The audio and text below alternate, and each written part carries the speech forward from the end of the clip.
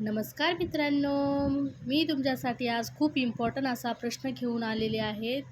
हा प्रश्न दरवर्षी एक्झाममध्ये 10 मार्काला विचारला जातो।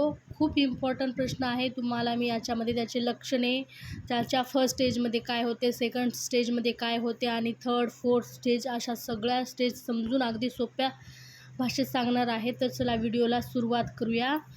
नॉर्मल लेबर त्याची व्याख्या पाहूया आपण।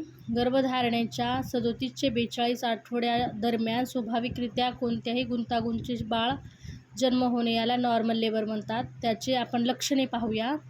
नियमित वेदना म्हणजे लेबर पेन, गर्भाशयमुख म्हणजे सर्व्हिक्स उघडणे आणि शव म्हणजे रक्तमिश्रित स्राव होणे आणि पाणी जाणे म्हणजे रप्चर ऑफ मेम्ब्रेन होणे, हे त्याचे लक्षणे आहेत। आपण त्याच्या आता नॉर्मल लेबरच्या अवस्था पाहूया, म्हणजे stage of labour. First stage म्हणजे सर्वायकल डायलिटेशन। सुरुवातीपासून सर्व्हिक्स 10 सेमीपर्यंत उघडतो, त्याचा कालावधी। प्रायमिक ग्रॅव्हिडाला 12 ते 24 तास लागतात आणि मल्टी ग्रॅव्हिडाला 6 ते 8 तास लागतात। त्यामध्ये नर्सिंग केअर काय करणार आपण, FHR चेक करणार, BP प्लस मॉनिटर करणार आणि पेन सपोर्ट करणार। आता आपण सेकंड स्टेज पाहूया, expulsion of baby. Cervix full open होतो, बाळाचा या स्टेजमध्ये जन्म होतो। ह्याचा कालावधी 30 मिनिटे ते 2 तासपर्यंत असतो। त्याच्यामध्ये नर्सिंग केअर काय करणार आपण, मदरला पुश करण्यास मदत करणार आणि एकदम क्लीन डिलेवरी करणार। ही सेकंड स्टेज झाली। आपण आता थर्ड स्टेज पाहूया, प्लासेंटा डिलेवरी होण्याचा थर्ड स्टेज असते।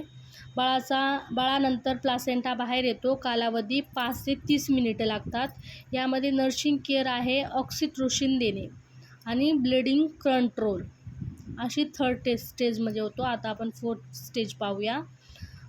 डिलेवरीनंतर 1 ते 2 तास ऑब्झर्वेशन फेज असते, यामध्ये पूर्ण बाईची ऑब्झर्वेशन करावं लागतो। अशा प्रकारे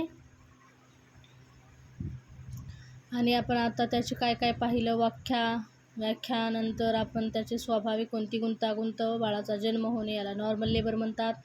त्याचे लक्षणे पाहिले आपण आणि नॉर्मल अवस्था पाहूया, त्याचे फर्स्ट स्टेजमध्ये काय काय होतो, पूर्ण सर्वायकल डायलेटेशन होतो। सेकंड स्टेजमध्ये बाळ बाहेर येते। थर्ड स्टेजमध्ये काय काय होतं ते पाहूया। थर्ड स्टेजमध्ये प्लासेंटा पूर्ण बाहेर येतो। थर्ड स्टेजमध्ये प्लासेंटा बाहेर आल्यानंतर फोर्थ स्टेजमध्ये आपण बाईला आपण ऑब्झर्वेशनमध्ये ठेवतो। चला तर मित्रांनो, व्हिडिओ आवडला असेल तर लाईक करा, शेअर करा, चॅनलला सबस्क्राईब करा। भेटूया नेक्स्ट व्हिडिओमध्ये। अभ्यासाला लागा, एक्झाम खूप जवळ आलेली आहे। तुमच्यासाठी मी असे नवीन नवीन टॉपिक घेऊन येणार आहे। चला तर मग भेटूया नेक्स्ट व्हिडिओमध्ये। Bye bye.